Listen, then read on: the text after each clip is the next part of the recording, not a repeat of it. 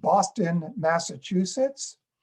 I wish you all a good afternoon to those of you who it's afternoon, or good evening or morning to others appropriately. Please get comfortable, for over the next hour, I'm going to tell you a mystery story, a story about Christmas as told by Leonardo da Vinci through his paintings and through the paintings by his students.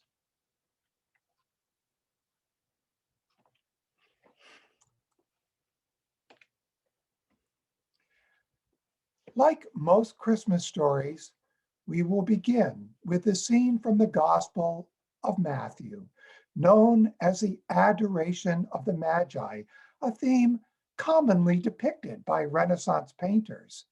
It was a scene also begun by Leonardo, but oddly abandoned. We will learn why. Many historians have written about this artist and scientist who is known as the Renaissance man. Here is a quote from Rudolf Steiner, who said about Leonardo, "We can say that he bore within him the whole spirit of his age, and yet he was often misunderstood or out of sync with his time, precisely because he was already working out of the depths of the spirit, making use of powers that were only to emerge in later centuries." Leonardo frequently is in the news, even 500 years after he died. In addition to Leonardo's Face of Christ, recently in mid-November of this year, art historians have identified a work that had been in a private Swiss collection as another sketch by Leonardo of the Face of Christ. Now, let me give you a brief biological sketch of Leonardo's youth. He was born on the 15th of April, 1452. Leonardo was an illegitimate child. In a way, the world is thankful that he was illegitimate, for otherwise Leonardo would have become like his father, a notary. Now, his father helped him with his early education. At the age of 8, he was enrolled in vocational training in nearby Florence. At 12, his father had placed him in the best artistic workshop of the region, namely that of Andrea del Verrocchio. Other students with him were, amazingly, Botticelli, Ghirlandaio, Lorenzo di Credi, and Perugino. Even the next generations of students were amazing. They included Michelangelo and Raphael. Here we see a sculpture done by Verrocchio, where Leonardo was the model for David. At the age of 20, Leonardo was admitted to the prestigious Artists Guild of St. Luke. At 24, however, he and a small group of young men were arrested. It is not clear if they were arrested for public nudity or possibly for sodomy. Because at least one member of the group was also a member of the Medici household, the charges were quietly dropped. You see, the Medici were essentially the rulers of Florence. 4 years later, Leonardo is admitted as a member of the Medici household, as well as a member of the Garden of San Marcos, where the great philosophers and scientists of the time gathered to use its library and to hold conversations while strolling in its gardens. Now, let's look at some contemporary Adoration of the Magi paintings, contemporary to Leonardo. This adoration was done by Fra Angelico with his student Filippo Lippi. Here is another example, this one by Perugino, who had been Raphael's teacher. And recall, Perugino was enrolled with Leonardo when they were students in Andrea del Verrocchio's studio. Note the ox and ass as symbols, and the geometry and perspective, and the house that the family lived in that frames them. Note too, their halos. Now feel the difference here, even though this painting is quite unfinished. All evidence suggests that Leonardo, who was already an accomplished artist at 20 years old and was now almost 30, was eager to paint this adoration. His patron was the monastery of San Donato a Scopeto. It was intended for the main altar of their church. Like all other Florentine artists, Leonardo knew the scene well, as there was an elaborate Three Kings festival in Florence every Christmas, complete with a costume parade. It reenacted the adoration of the Magi.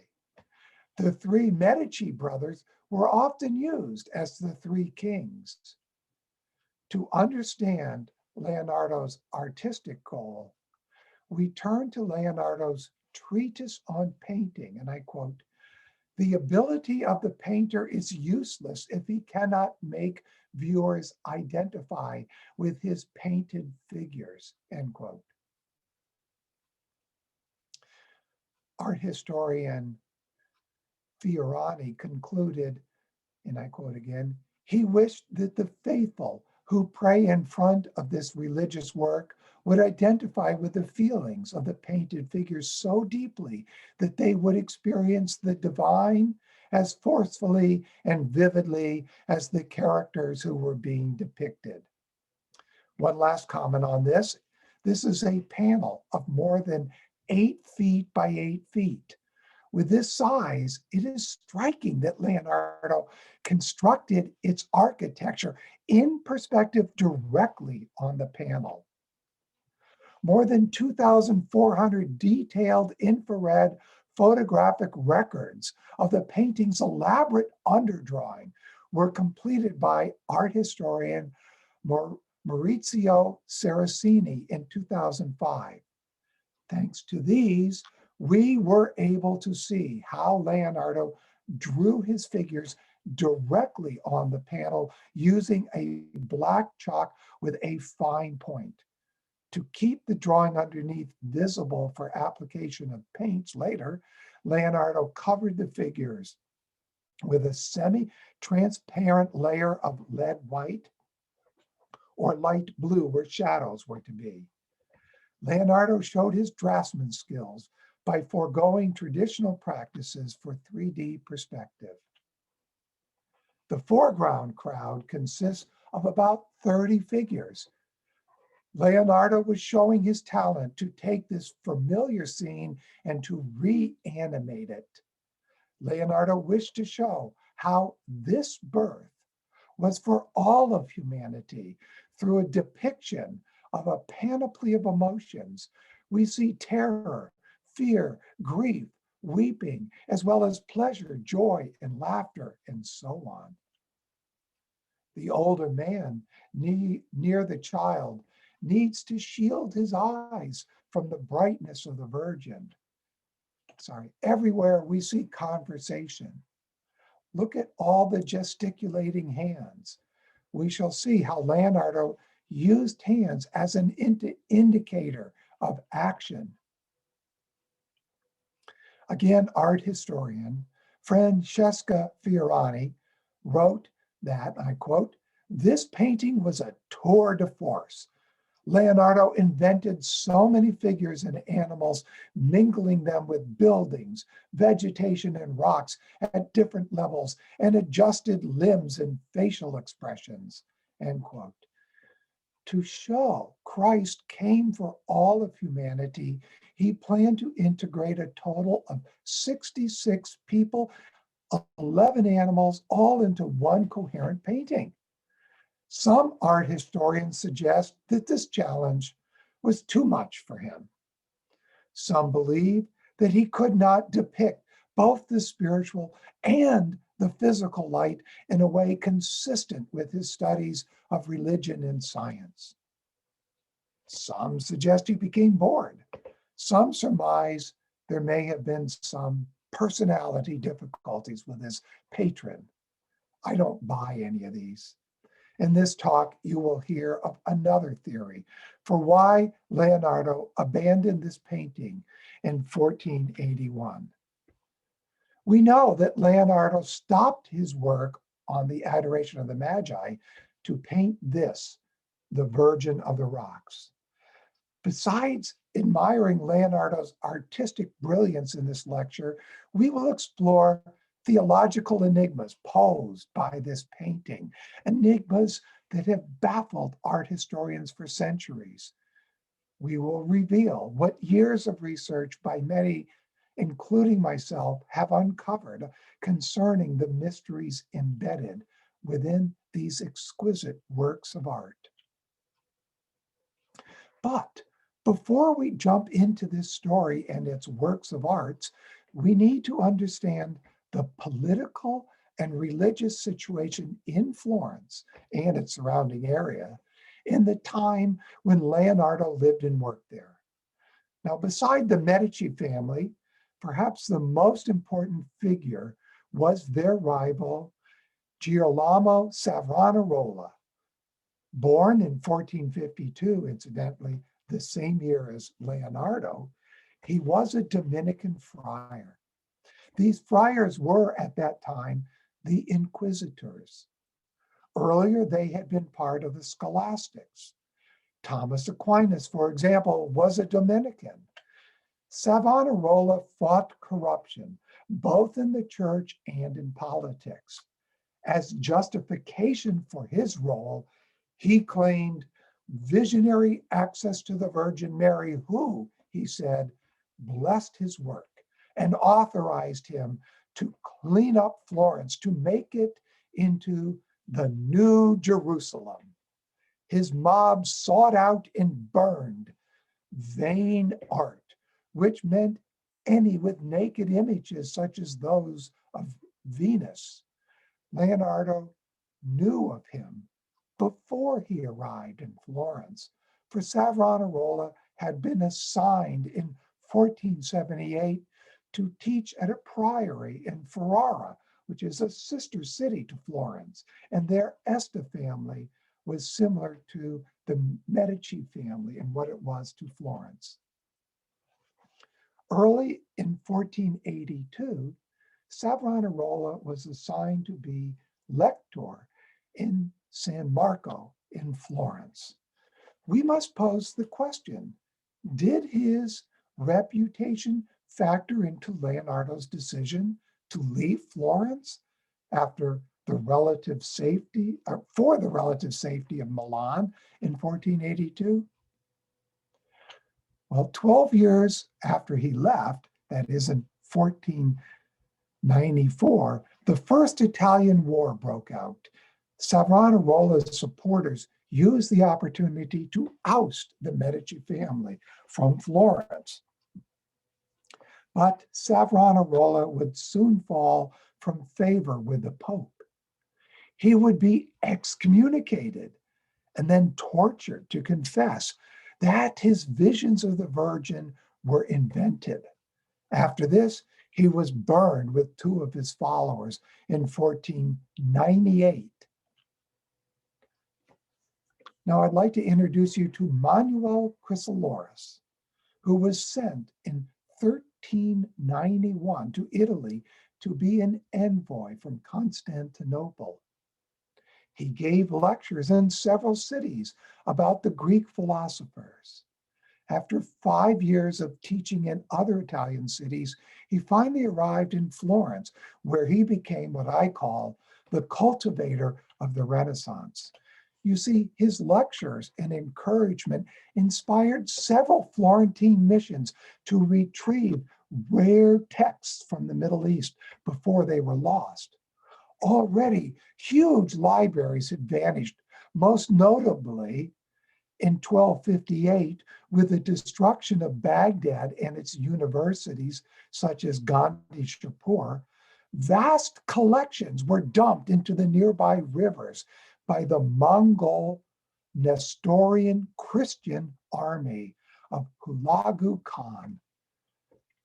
Thus, in 1423, Giovanni Arispa returned from the Middle East with 238 texts. More smaller collections were brought to Florence in the intervening years until 1469, when Basilius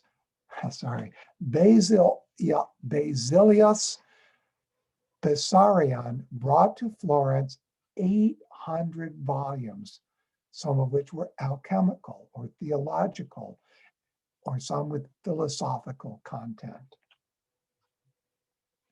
And now let me introduce you to one of the most important characters of this Christmas story, George Gemistus Plethon. He was born in Constantinople in 1355. In 1428, the Byzantine Emperor John VIII sought out the great wisdom now of the pagan Plethon to ask him, how can the churches that were split in 1054 with the Great Schism be reunified? Because of his immense wisdom, although he was 83, Plethon was sent with the envoys to the 1438 Council of Florence. While there, he was invited to lecture. Because of these lectures, he became what I call the catalyst for the Renaissance. For in the audience was Cosimo de' Medici, who became so excited, he founded the Accademia Platonica in Florence. Who was Plethon? He was called a prince among philosophers. Marsilio Ficino called him the second Plato. Cardinal Bessarion, intrigued by the concept of reincarnation in his lectures, asked, is Plato's soul in this body? Even his name, Plethon, is derived from the name Plato. Plethon also delivered to the Florentines a trunk full of ancient books. Cosimo de' Medici hired Marsilio Ficino to have these translated into Latin. We know little of these books, except that among were some texts by Hermes Trismegistus on magic and alchemy. Did Leonardo ever attend this Platonic Academy in Florence? It seems likely that he did, but no proof has been found. We do know that Marsilio Ficino was head of the Academy from 1462 to 1492, and we know that Leonardo knew Ficino well, for he painted him.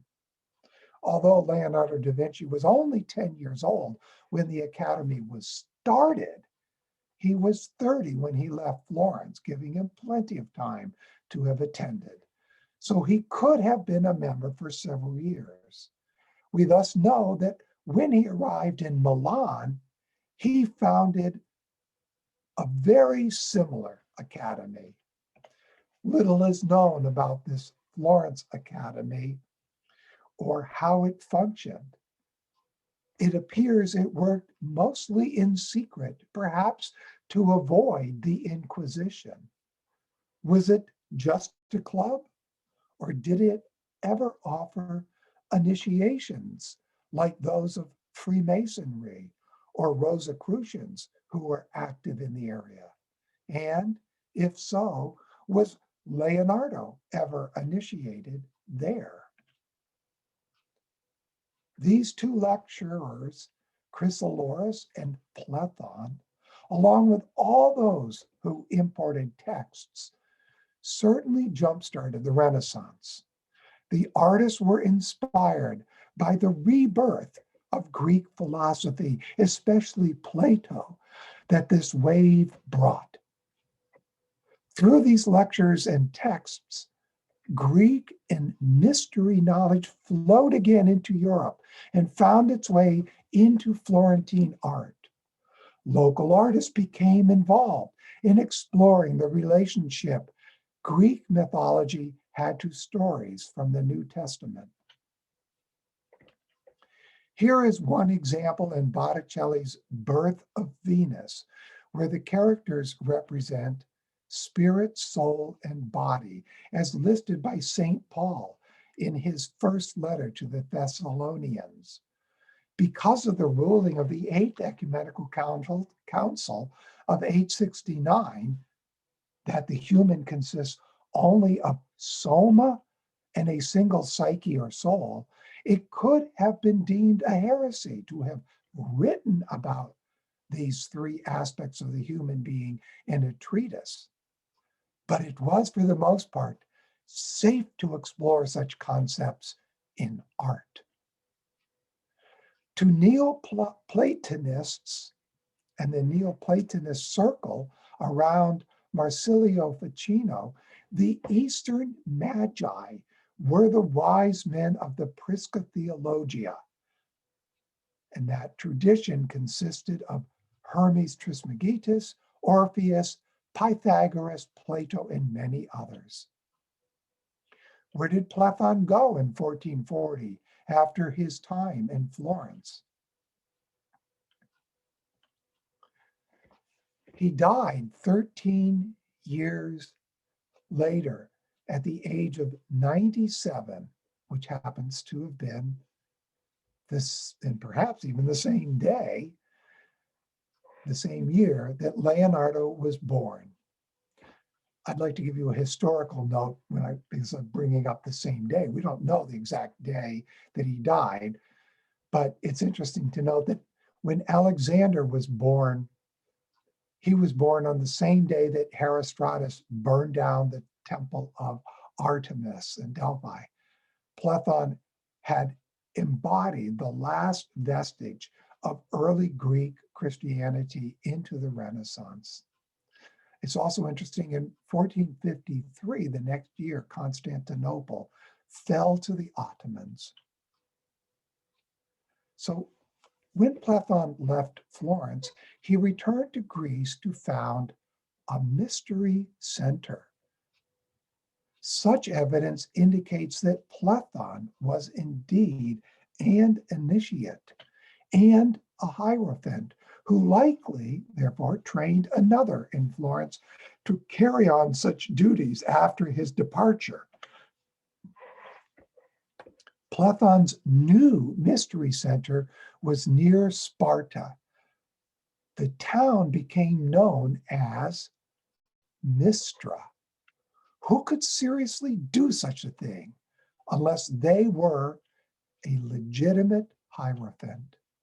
And Platon was so loved and valued that his students,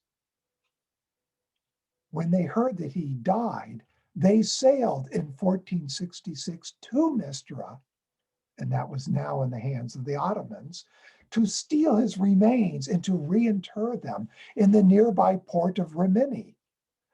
This was a dangerous mission that could have cost them their lives, but they were so motivated. Here you see his Italian tomb with the inscription, "So that the great teacher may be among free men." While what we just heard is insufficient proof, it does allow for the case to be made that in his 30th year, Leonardo received an initiation from Platon's unknown successor. Perhaps it was Ficino himself. What do I mean by initiation? In the ancient mystery centers, initiation was a practice that opened certain organs for spiritual perception, called chakras in some traditions. But such intellectual ability grew for all individuals, but as individual ability grew for all individuals, So too did egoism with its potential to corrupt spiritual teachings. So, therefore, as the general intellectual abilities of humanity grew in these years, the early years of Christianity and the ones just before, then the ancient mystery centers had to fade away. And they came to a close by the 5th century. Some forms of initiation persisted in the East, and possibly in groups such as the Bogomils and the Cathars, who had communities in and near Florence. The ancient initiation required the neophyte to be watched over and protected by their hierophant because they were put into a near death-like state for 3.5 days. After this conscious sojourn into the spiritual world, the Hierophant called them back to their body. Each one who experienced such an initiation felt that they had been born again. With this background, we can now take up the mystery of Leonardo's next painting, The Virgin of the Rocks. Leonardo began this masterpiece while still in Florence in 1481, just after abandoning his adoration of the Magi. After seeing one version of the Virgin of the Rocks in London in 1978, luck allowed me to see the other in the Louvre of Paris 6 months later in the spring of 1979. It seemed quite odd to me that Leonardo had painted 2 copies of the Virgin of the Rocks. I instantly saw that the copy in Paris was significantly different from the one I had seen in London just 6 months earlier. Now I was motivated to answer the question, why were there 2 such paintings with the same theme? Take a moment right now to compare these 2 paintings. Notice their similarities and their differences. Painters at this time did not paint to sell. They worked on commissions, and they typically had patrons who supported them. The reason for 2 was not, hey, this painting sells, let's get rich by making lots of copies in my studio. So again, why 2? Whoops, since 2005, there are now known to be 3 such paintings because this 3rd painting is in private hands. Not much is known about it. We will need to largely ignore it for this lecture, but do notice that it seems to be a kind of compromise between the 2 when taking into account their differences. Because early historians of these 2 paintings have remained largely unknown, debate once raged about which of these 2 Virgin of the Rocks was the original and which was the copy. Most art historians today agree that the version at the Louvre is the original.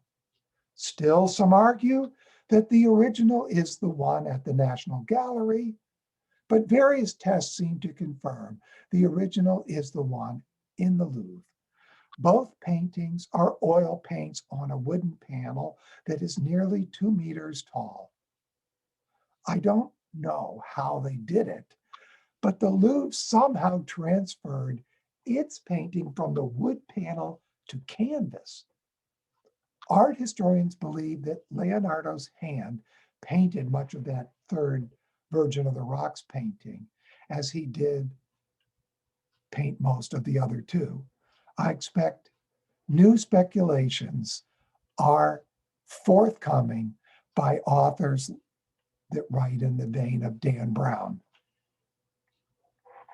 Naturally, we ask, who is depicted? Art historians say both paintings show the Madonna, or Mary, Christ child and John the Baptist, and an angel. When we look at Leonardo's earliest painting that he did with his teacher Verrocchio, the Annunciation, we would have to conclude that this is not an angel, but an archangel.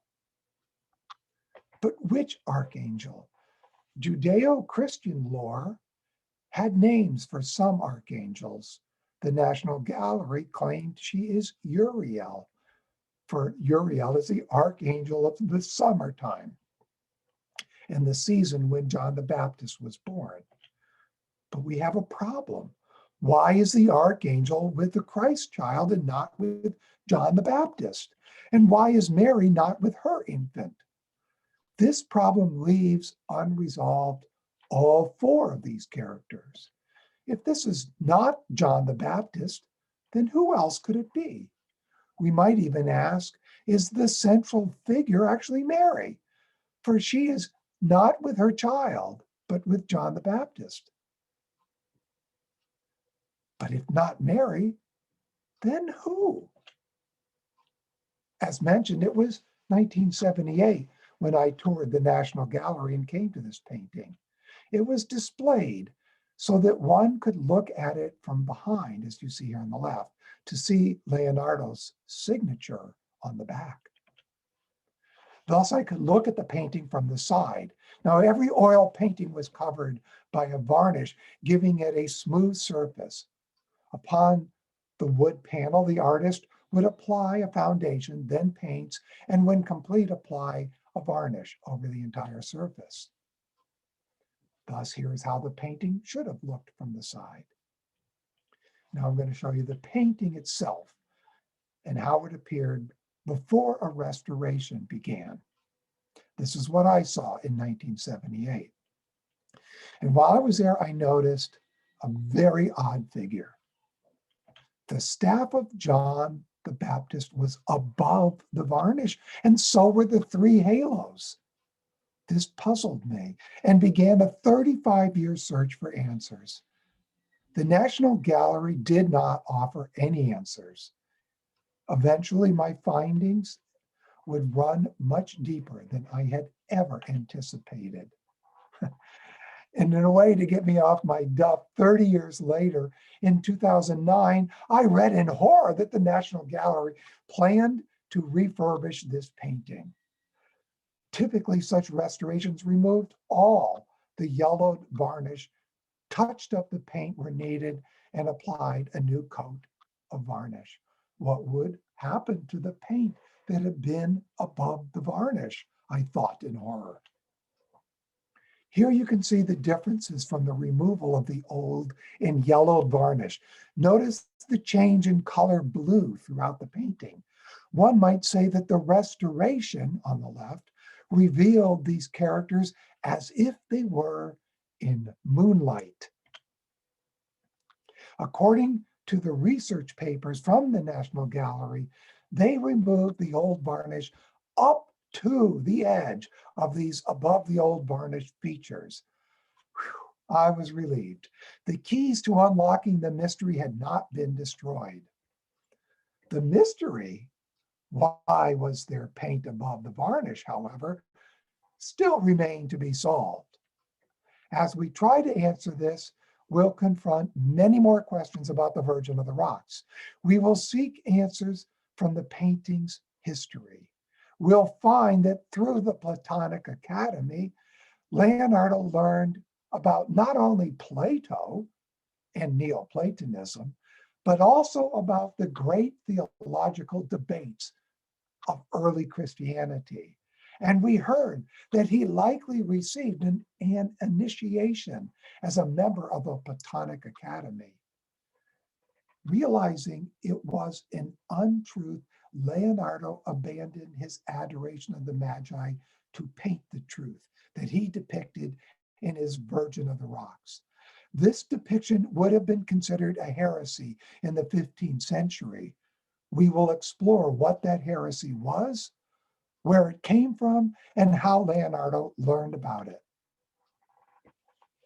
Let's examine the paintings again to see what else stands out that might help us resolve this mystery.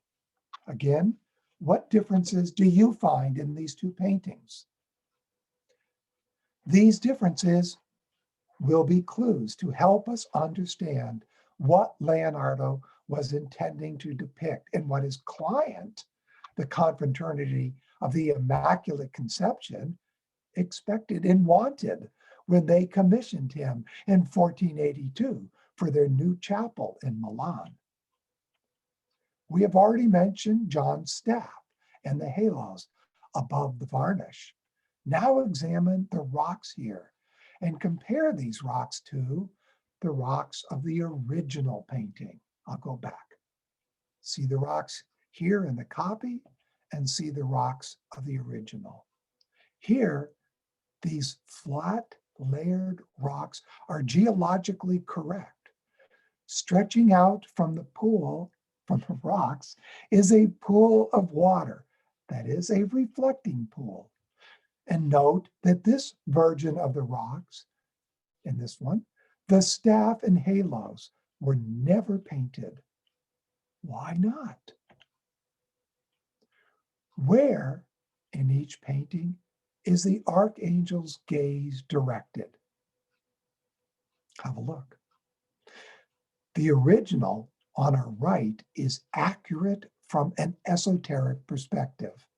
Such higher beings do not see the physical world, but only its reflection in the souls of humans. Thus, the archangel gazes into the reflecting pool to know what is happening. Notice how the painter has used the sleeve like stage curtains to draw our attention to these three hand gestures. In the original, three hands are on the stage, but in the copy, only two. In the copy, we can see the archangel's right arm is no longer pointing, but resting on her knee. Compare the seated infant in both paintings. Note the archangel's left hand supports the child's back, suggesting that this child needs support to be on the earth. The child's left hand is placed on the rock. This is the only hand of all 8 hands in the picture that touches the earth element. Is this significant? Keep in mind, Prometheus was chained to the rock element. Here we see the staff that was added after the painting was varnished on the painting on the left. Note that its bottom is hidden behind a flower. This is acceptable, although it is a bit awkward. Likely, it was not intended to be there when the painting was first sketched out. What is the purpose of the woman's hand on this child? It is not there for support. It is simply, well, maybe I should put it this way. Is it simply resting on the back near his right shoulder? This hand is nearly identical in both paintings. Also, note the flora. Some of the flowers on the left have 6 petals and some 5. This is botanically incorrect. Leonardo thus did not paint the entirety of this painting on the left, or this mistake would never have occurred. The flora on the right is botanically correct because Leonardo was an exact scientist. Lastly, note the sheer cloth wrapped around this boy in both paintings. Although sheer, he is not naked like the other child we just studied. This suggests some earthly dignity for this infant. Recall the scene in Eden after Eve and Adam obtained knowledge. They became ashamed of their nakedness. Now we are looking at both boys from the original Virgin of the Rocks. We see that only the child on the right is given support. The supposed Christ child is naked and unashamed of it. Luke traces his ancestry back to Adam before the fall. Look again at their hands. Try to remember each infant's hand gestures and their facial expressions as we continue. Now, let's quickly review the differences we found. We saw the archangel and her pointing hand, her colors and her gaze, the plant life in the foreground rocks, and the staff of John the Baptist and the halos that were added on top of the varnish. And I'm sure some of you see some other differences. We found not only several differences, but we'll learn about some historical facts to help us understand the changed meaning of the copy. Geometry was very important to Renaissance painters, especially Leonardo. If we draw a vertical line in the center of the painting, we can see that the center line straddles the central figure. With her hands, she draws something from the child on our left to bestow it to the child on our right. Now I want to draw your attention to the circled areas. These two windows in the rocks are meant to relate to their respective infant. The idea of reincarnation, while absent in Roman Catholicism, was certainly discussed in the Platonic Academy whenever Plato's transmigration of souls was a topic. Interestingly, there are two different lineages found in Matthew and Luke. We find in Matthew a kingly one, and in Luke a priestly one. I will now offer a theory, one that is largely from the work of Rudolf Steiner, who claimed that what is depicted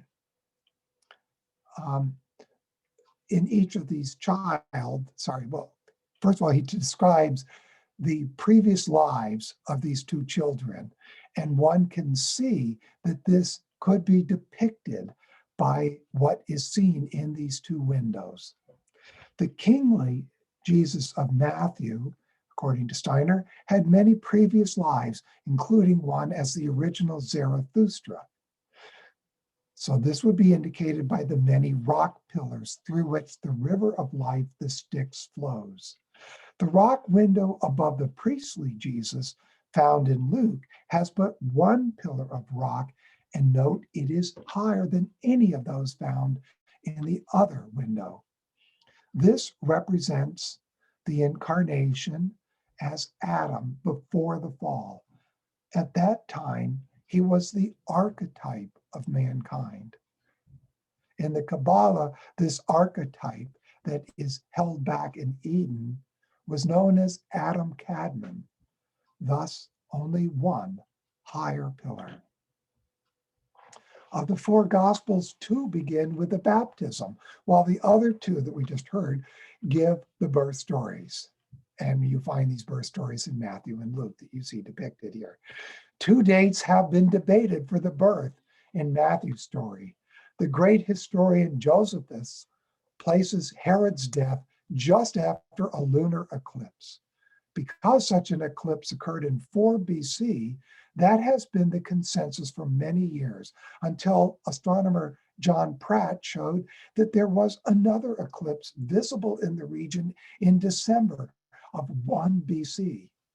I find it interesting that Herod died soon after the slaughter of the innocents, just as the Pope and the French King Philip IV died soon after they burned the Templar Knights in 1314.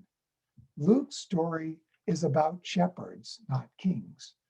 Luke in chapter 1, however, offers a time frame when it mentions in the days of Herod. But chapter 1 is not about the birth of Jesus. Rather, it is about the birth of his mother, Mary. It's a whole generation earlier. Luke does not mention Herod again, nor a star, nor a fleeing to Egypt, and no killing of babies after Jesus is born.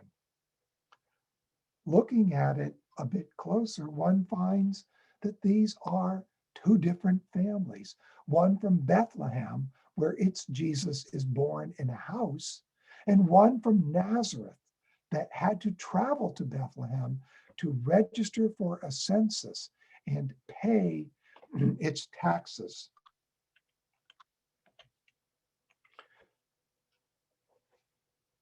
Sorry, did I? Yeah. We've long assumed that there was one Jesus born as Jesus Christ. This chart outlines the differences between the birth stories of Matthew and of Luke. Note that the family of Jesus in Matthew not only lived in a house in Bethlehem, but its Jesus had at least 6 siblings. Yes, 6. While the single child Luke family is poor and from Nazareth. An easy legal case could be made that these were indeed 2 different families. Both of these frescoes by Giotto are near each other in the same cathedral. Here in the Matthew story, we see an active Joseph with a young man's dark beard, while here in the Luke story, we see a rather removed, inactive, perhaps sleeping Joseph. They do not appear to be the same man and certainly not the same age. I've zoomed in so you can see each Joseph up close. Time will not allow us to look at the many so-called heresies of early Christianity. I invite you to do that at your own leisure. One such group, though, was the Gnostic Christians. Typically, once a group was deemed to be heretical, all of its books and artifacts were destroyed. Sometimes some texts did survive. While history says a written copy of the Gnostic text, the Pistis Sophia, was found in Europe in 1773, it is likely within one of the many books brought to Italy that the Pistis Sophia and perhaps even some other Gnostic texts were included and perhaps kept secret. The Pistis Sophia refers to not only 2 messiahs, but also 2 families. The passage from chapters 59 to 62 is most significant, for the 2 boys are described here. They both seem to be about 12 years old. And I'll quote from chapter 61, "He embraced thee and kissed thee, and thou also did kiss him, and you became one." Leonardo and his students did extensive studies of kissing babies. Why? And who were these 2 infants? Over 30 such paintings are known to exist that have ties to Leonardo or his academy. Here we see one claimed to be a work by Leonardo, according to Stephen Holmes in his book, The Lost Leonardo. This one is by Joos van Cleve, who became known as the Leonardo of the North. Notice the Holy Spirit descending as a white dove, which is from the scene of the baptism. To whom does it descend? Joos and his students painted dozens of these kissing babes. Again, why would any artist of this time paint the scene over and over again? More importantly, who is being depicted? Might it be the kissing scene from the Pistis Sophia? Well, these boys certainly are not 12 years old.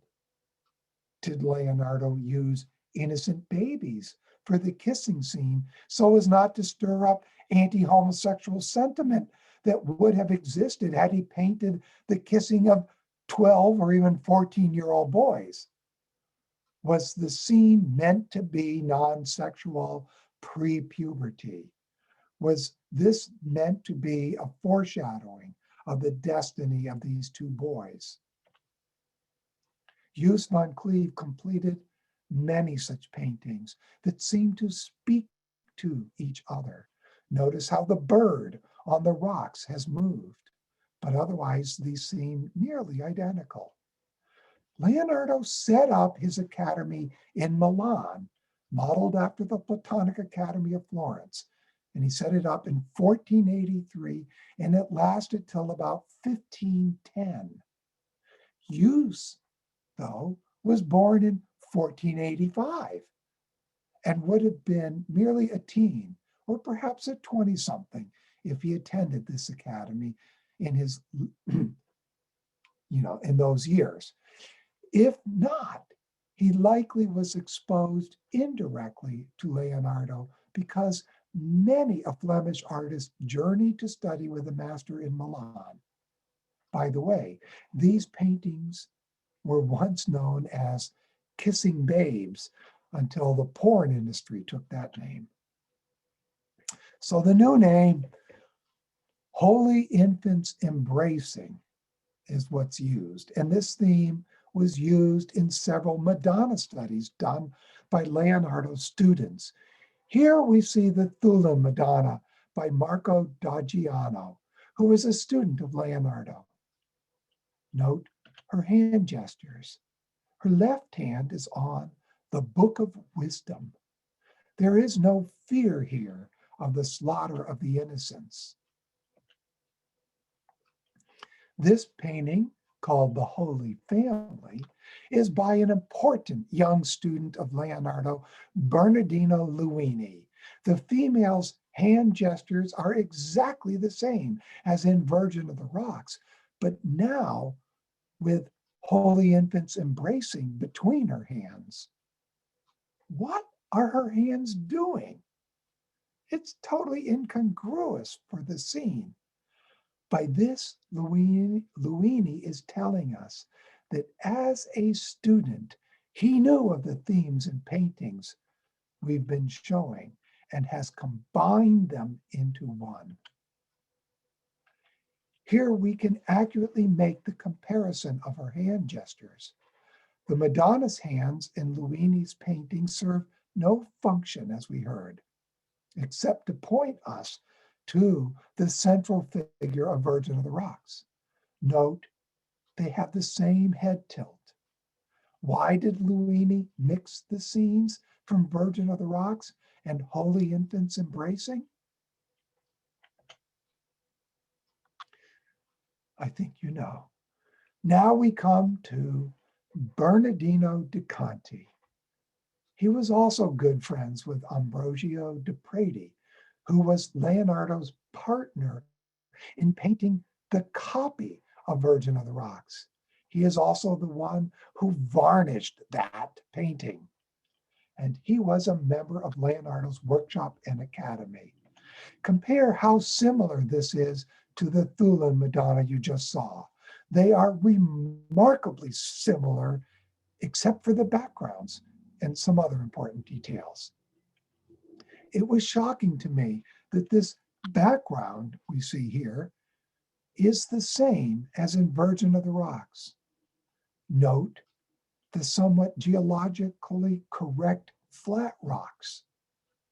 Is this not just, well, obviously, this isn't just another Holy Infants Embracing. Obviously, he was aware of both paintings. What is symbolically meant by the book? To whom do you think its wisdom is being granted? And what do the halos tell us? Which Jesus do you suppose will be crucified? Obviously, the one with the 3 crosses for a halo. Why 3 crosses on his head? Because there were 3 crucified on Golgotha, known as the place of skulls. And we will also answer this in just a moment further. Now, compared to Conti's painting to the original Virgin of the Rocks, not only are Madonna's hands reversed, but so are the children. This can only mean that the 2 children of Virgin of the Rocks are the same 2 children of Holy Infants Embracing, but on different sides. And De Conti is telling us that the central figure is bestowing wisdom to the child on the left, bestowing the wisdom of the book of wisdom. By using the same background, De Conti was definitely trying to inform us that his painting reveals something important to know about the original Virgin of the Rocks. Here again is a painting by Bernardo de Conti. This time he has depicted John the Baptist. Obviously, De Conti knows to use the staff when he depicts John the Baptist. Was this painting done to give himself protection from the heresy hunters? He leaves us clues. First, note the halos.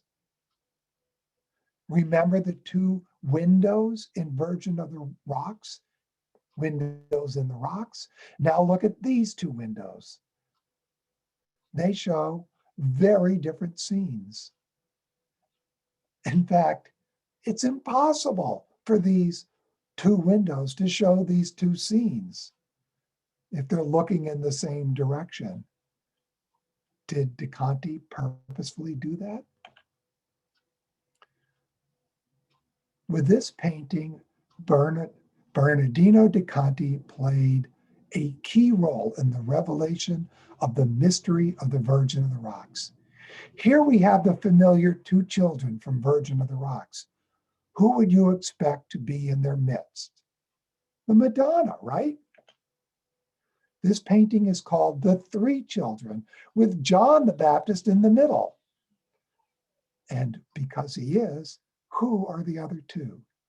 Note we have the exact Virgin of the Rocks poses. This time the boys are not reversed. The one on our left has royal robes. Note the halo of Jesus and the hands of both boys, very similar to those of the Madonna Virgin of the Rocks. Why is John here between them?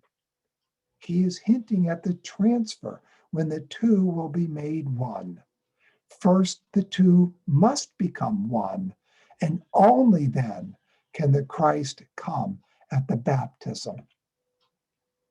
We see these paintings speaking to each other. Note the central figures both have the now familiar head tilt. Their hands, although different, have similar gestures. Since it is not John the Baptist, then who is the boy on our left? And who has the three crosses for a halo? Is that Jesus? And who is the boy with the royal robe on the left? Even Raphael must have been in on this secret. Here is his Madonna Terra Nuova, painted when he was 22. But how could he have been in on this secret since Leonardo had left Florence before Raphael was even born? Well, Leonardo was back in Florence from 1501 to 1506. This painting was completed in 1505. We see on the left John the Baptist, the naked baby Jesus in the lap of the Madonna, and again a third boy with a halo and royal robes on the right. We have already seen a connection to the Gnostic text Pistis Sophia. Now we'll find some more theological sources for what Virgin of the Rocks depicts. We'll start with the ancient text known as the Dead Sea Scrolls. The first of the Dead Sea Scrolls were discovered in 1947 in caves near a former Essene community called Qumran. Found so far have been 872 scrolls that were written in Hebrew and Aramaic by Essene initiates from 150 BC till around 70 AD. That's when the Roman army dispersed all Jews from Palestine, including these Essenes. Even Herod's great temple in Jerusalem was destroyed by the Roman army. These Dead Sea Scrolls reveal that two messiahs were expected. Historian Millar Burrell states, I quote, "Most scholars now agree that two anointed ones are meant, And he writes further, I quote again, the Qumranites expected the coming of not one, but two messiahs, end quote. One would be of a priestly lineage, that is of Aaron, the other kingly, that is of Israel. Even Livius.org, a Jewish theological website, writes its members, that is the Essenes of Qumran, were looking forward to a Messiah of Israel and a Messiah of David, who resembled the priestly and kingly descendants. One of these scrolls, the Damascus document, states the Messiah, which is the son of Joseph, will be made one with the son of David, but he will be killed. Historian Michael V. Flowers writes about another scroll that is the Dead Sea Scroll Melchizedek, saying it too describes two messiahs. The first is a Davidic royal messiah. The second is a priestly like Aaron. You might wonder, did Leonardo know about the Dead Sea Scrolls? Well, of course not. But these scrolls do contain many texts that were known by contemporary scholars, such as the testaments of the 12 patriarchs. This was found among the Dead Sea Scrolls and was also translated in the 13th century by Robert Grosseteste, meaning that it was available for Leonardo to read. In one of them, the Testament of Simeon, chapter 7, we read, quote, "For the Lord will rise up from Levi someone as a high priest, and from Judah someone as king, and he will save all the Gentiles and the tribe of Israel." Expectations of two anointed ones are found in other holy texts. For example, the book of Zohar and the Kabbalah has these words, quote, "Another Messiah, the son of Joseph, will unite himself with the Messiah, the son of David." Unite himself? "But the son of Joseph will not remain in life. He will be killed and will become alive again when the little hill receives life upon the great hill." De Conti gave us one interpretation of this in his Three Children of painting. For Golgotha is a hill known as the place of skulls. A skull is a hill on one's shoulders. Here again, we see the three crosses on Golgotha that foretell this child's destiny. Most don't realize it, but in the Old Testament, there are three books that prophesize about two messiahs. These are Zechariah, Numbers, and Ezekiel. And the passages respectively are, "These are the two anointed ones that stand by the Lord of the whole earth." Next, "There shall come a star out of Jacob, and a scepter shall rise out of Israel." And thirdly, "They," meaning the sticks of Judah and Joseph, "shall become one in thine hand." In summary, the prophets expected two births or two messiahs, then a merging of the two, and then a baptism where the Holy Spirit would settle onto the united body. It is important to realize that Christmas was not celebrated until 354 AD, after Christianity had become the religion of the Roman Empire. Much of Christianity adapted to local customs. Many have written about the historical inaccuracies of the birth of Jesus. As we heard, historians have placed the King Herod's death between 4 BC and 1 BC. Now, in Matthew's story, there was a slaughter of the innocents carried out by Herod. Thus, Jesus was born in 1 BC or perhaps as early as 4 BC. But in Luke's story, there is no slaughter of the innocents. Thus, Luke's story must have taken place after Herod's death. since the event on Golgotha occurred when Jesus was 33, and if this Jesus is the one we've been seeing with the crosses on his head, then this Jesus of Luke's gospel must have been born perhaps in the year 1. Could there have been two messiahs? It does seem unlikely that there would be two different families who have the same first names. Yet, because these were popular names, it definitely was possible. But there's no denying that Matthew and Luke tell very different stories of the birth of Jesus. The Gospels of Mark and John both begin with the baptism. Did Mark and John begin with the baptism? So to say this event, meaning that the baptism was the birth of Christ, can we say there's a difference between Jesus and Christ?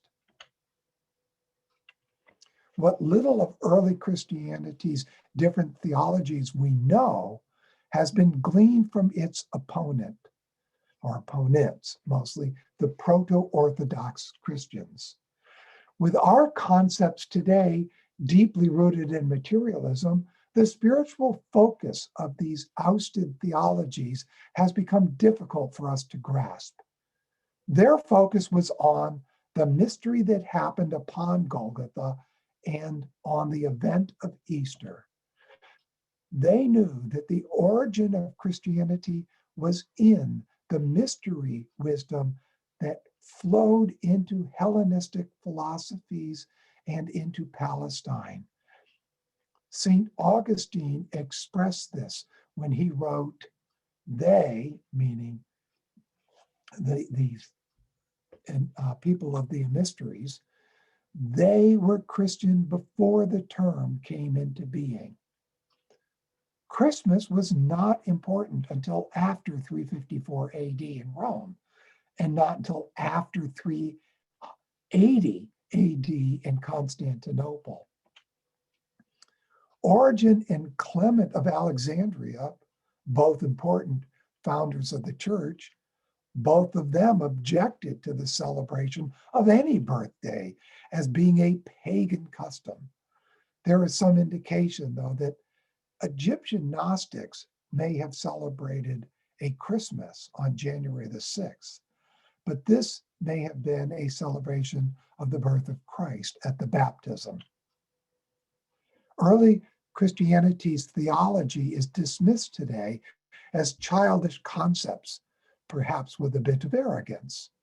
Early Christians were far from uniform in their beliefs.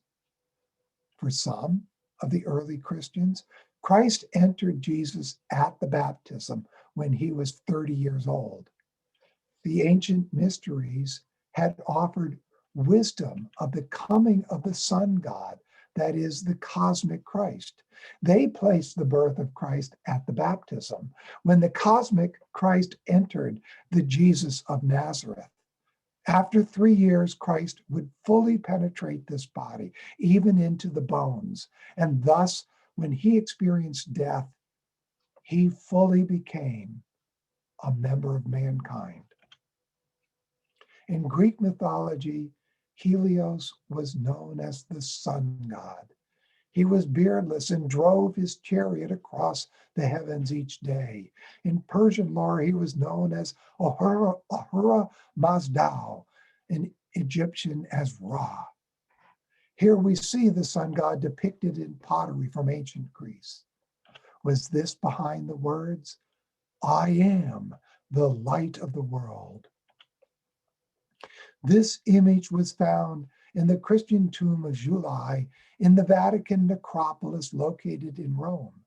It is an example of early Christian art showing Christ as the unconquered sun god. It is interesting that the concept of Christ holding the whole earth in his hand was also painted by Leonardo in his Salvator Mundi. Much of the early Christian world were followers of Arius. For the Arian Christians, the birth of Christ was at the baptism. Here you see one of their ceiling mosaics of Ravenna, Italy. Is there biblical support for Christ's birth happening at the baptism? Yes, indeed. From the Old Testament, Psalms chapter 2, verse 7, it predicts, God will say, "You are my son, today I have begotten you," end quote. And so these words also appeared in Hebrews 1:5. Professor Bart Ehrman and other scholars have found that the pre-3rd century Gospels also had similar text when they described the baptism. So Luke chapter 3, verse 22, for example, once had God's voice at the baptism saying, quote, "Today I have begotten you," end quote. But this was changed in later versions to, quote, "Thou art my beloved son, in thee I am well pleased," end quote. We find similar statements in Romans, written by Paul, which reads, "As to his human nature, Jesus was a descendant of David." And in his letter to the Galatians, Jesus was born of a woman, born under the law, and thus was not Christ at birth. In the Shepherd of Hermas, a popular 2nd century text, we find Jesus was a virtuous man who became filled with the Holy Spirit of the Son, end quote. Lastly, Theodotus of Byzantium, a late 2nd century, wrote, quote, "Jesus was a man born of a virgin who lived like other pious men. At his baptism in the Jordan, the Christ came down upon the man Jesus in the likeness of a dove."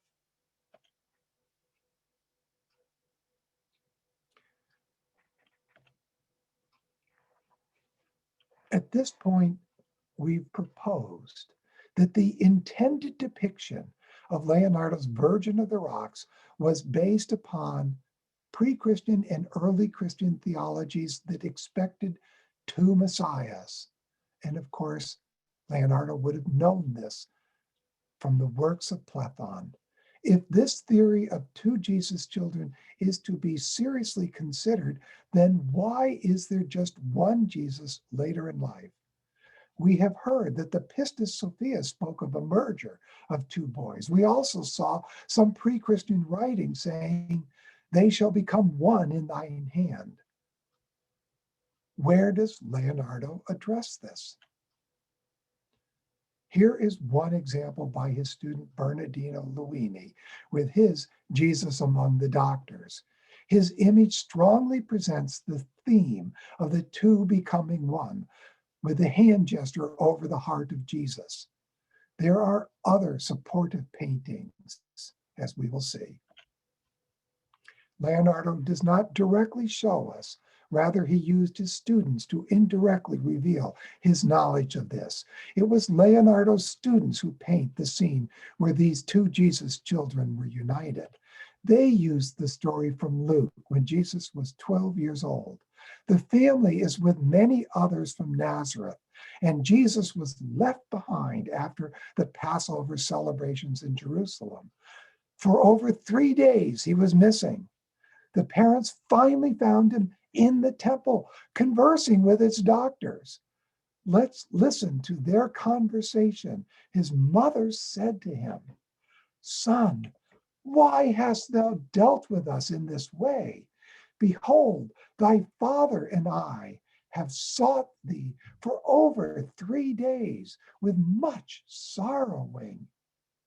And he said unto them, "How is it that ye sought me? Did you not know that it was necessary for me to be here in my Father's house?"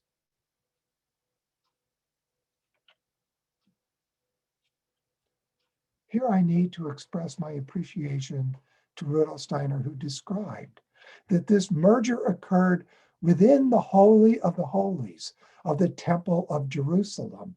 And thus it took over 3 days for his parents to find him. As a transformed Jesus, his parents were amazed at his newfound knowledge and wisdom. Luke continues with the words, and he went down with them and came to Nazareth and was subject unto them. But his mother kept all these sayings in her heart. And Jesus increased in wisdom and stature and in favor with God and man. Again, there is insufficient time to delve deeply into all these mysterious points about the merger. Just suffice it to say that according to Steiner, the physical body of the Luke Jesus received the highly developed spiritual components from the Matthew Jesus. This Matthew Jesus, now without its ego, that is, its I am, would soon fade and die. With the spiritual components of the Matthew Jesus now incorporated, this Luke Jesus would quickly change in character. One could say this merger would be like a practice run for what would occur at the baptism. If such knowledge existed in various early Christian communities, would there not be some evidence? Early in the first centuries, so-called heretics were excommunicated or sent into exile. After the 3rd century, heretics were put to death and their beliefs purged with all their books burned. Here we see one surviving example done in the relative safety of a painting. These two 12-year-old boys each have a halo. The painting seems to say through their halos, or through the spiritual, that they will merge spiritually for the purpose of the coming of Christ that was behind their halos and behind them. So what evidence do we have that Leonardo knew of this? Well, we have heard his students. They took up this cause, for it would have been far too dangerous for Leonardo alone to spell out this whole story in his art. This Jesus among the doctors is by Bernardino de Betto, also known as Pinturicchio. He finished painting this in 1501.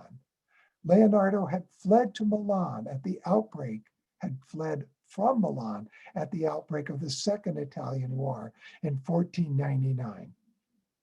So he was already departed, but he would have started this before. On the right, we see Joseph and Mary entering the scene. The books of the learned doctors have been thrown on the ground, symbolic that their knowledge fades in the face of this 12-year-old boy. Note his halo with a red cross inscribed. Remember the halo of the other boy with 3 crosses on his head.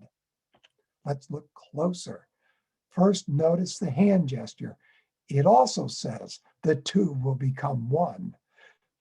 Next, we notice the feet. On the right, the child with the halo is standing on the earth, barefoot. On the left, both children's feet are lifted off the earth, one by socks, one by shoes. Of these 2 children, note one is well dressed, the other poorly dressed. Notice their colors. The well-dressed boy, his green and magenta top with gold undershirt, and he has a blue bound book in hand, while the other has a white sack with something inside that might be a book. They are departing. They represent the 2 Jesus children as they once were before the merger, but will no longer be. We see that these 2 boys are framed by 5 individuals. Their clothing colors go left to right: black, blue, gold, and the fourth with green and magenta, and then in the fifth, a royal purple. Each of the four carry an object in their hand, a symbolic object.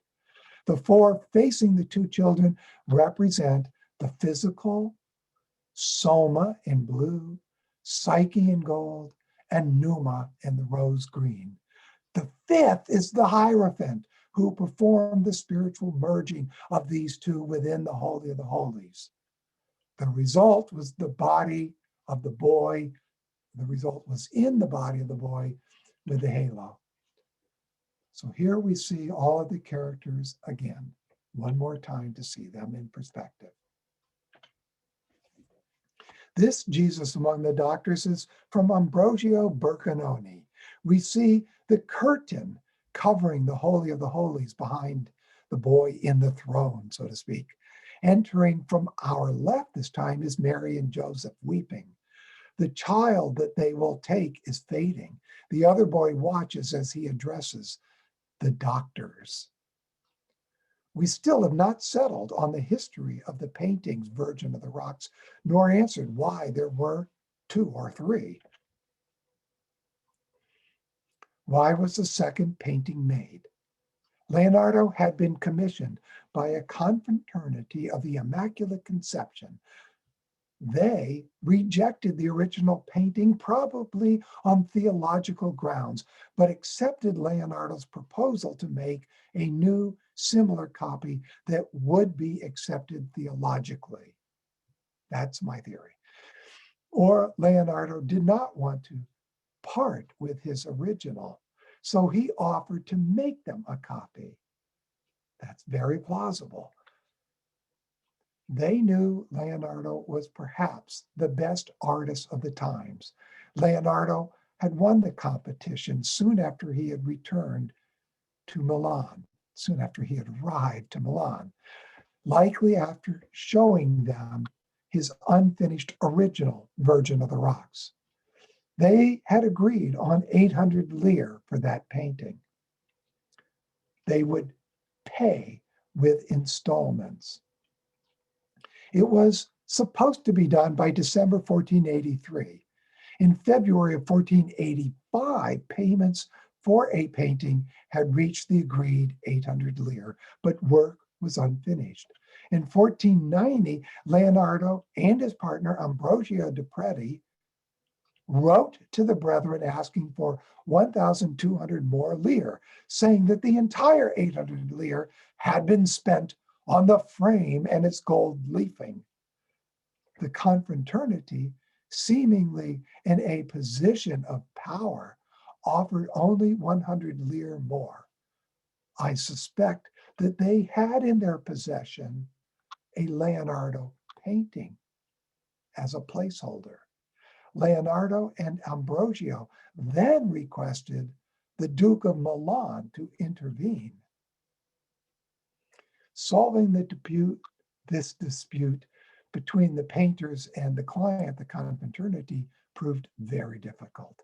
It would not be until March 9th, 1503, when Louis XII of France, who had successfully invaded Lombardy in 1499, was asked to intervene, and he did.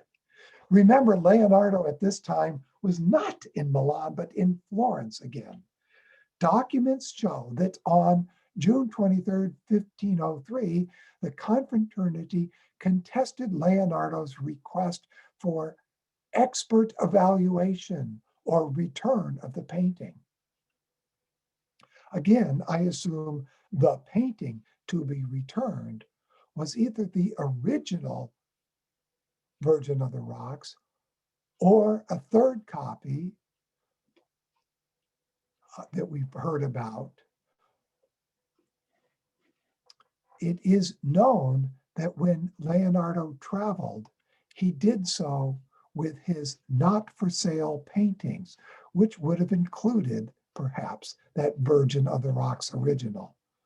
One never knew when an inspiration might inspire them. We see that Raphael had painted in 1505 a Madonna with 3 infants. Thus, it may be the case that in 1499, Leonardo had shown him a copy and discussed it with him. Finally, on the 27th of April, 1506, a judge ruled that the work for the confraternity was still incomplete and that Leonardo was legally obliged to return to Milan to complete it. By 1507, Leonardo had traveled to Milan from Florence and performed some touch-ups that you see here.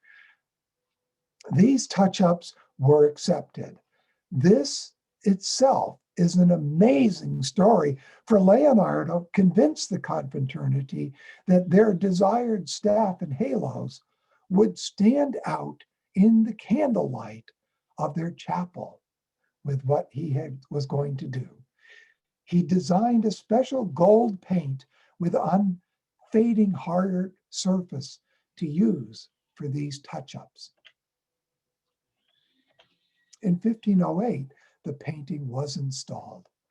Now, just to be clear and to add some color, let's quickly review where Leonardo was located during these years. We know in 1482, he left Florence for the relative safety of Milan. And in 1485, his academy in Milan was active. We don't know when it was actually founded. In 1492, the geometrician Luca Pacioli was invited to teach there. In 1499, Leonardo fled Milan at the start of the Second Italian War. He made a few stops on his way back to Florence, where he arrived in 1501, and there he influenced Raphael. He returned to Milan from Florence to finish that painting late in 1506 or early 1507. He continued his academy work and began to paint Leda and the Swan.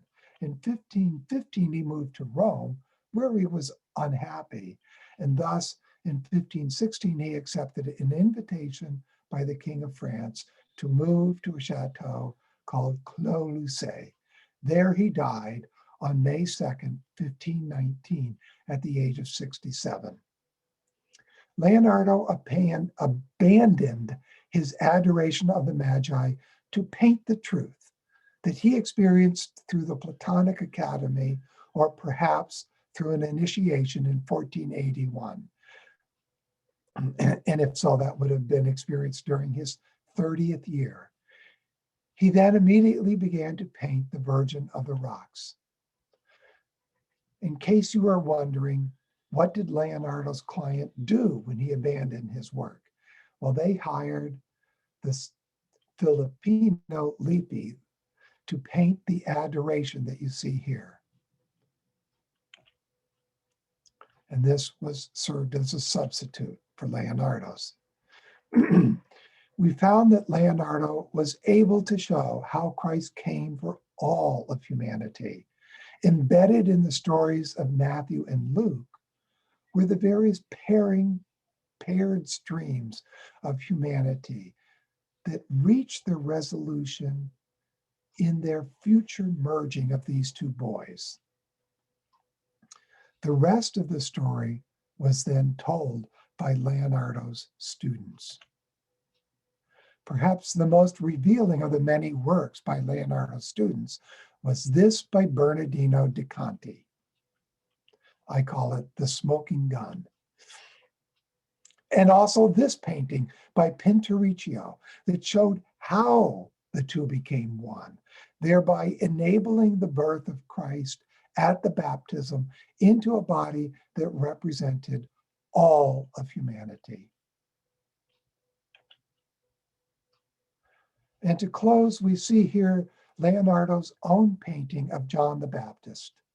For this, he chose the imp Salai, who both church and public officials thought to be an unredeemable delinquent. Leonardo had saved Salai and tried to teach him painting.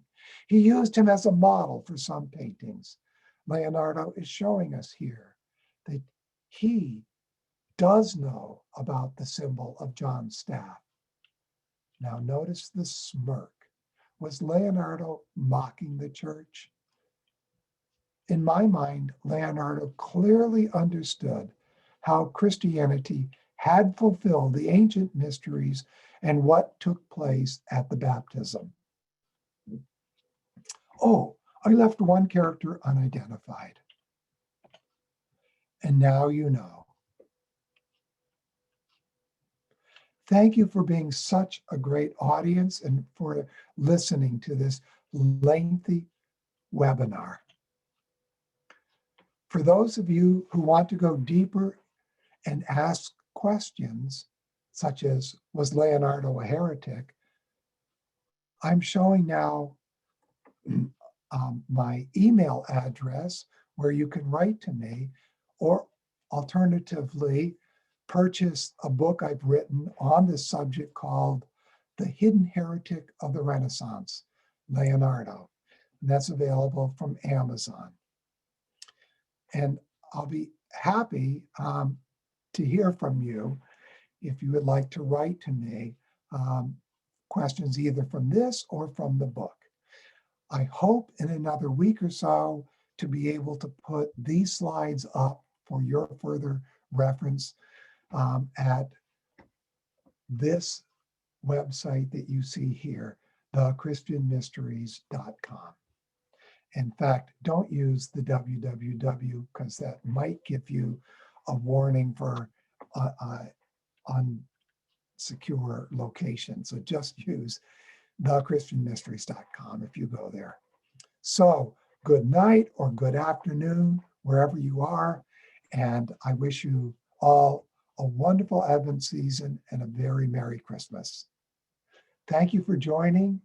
And for all of you, good night and goodbye.